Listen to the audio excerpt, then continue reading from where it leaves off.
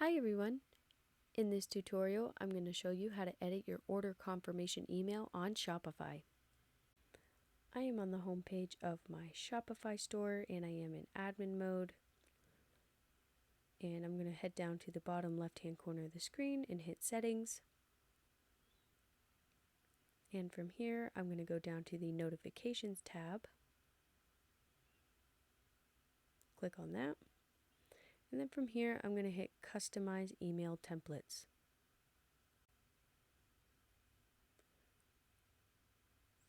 From here, you can see that you can add an image. You can also change the accent color of the actual message. Or if you go back, you can scroll down. And here's the order confirmation email specifically. Click on that.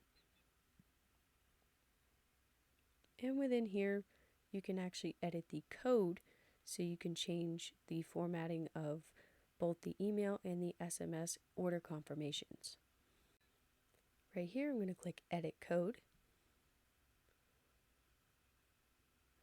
And right up at the top where you see the message that was at the top of the order confirmation email, you can edit that for your specific store.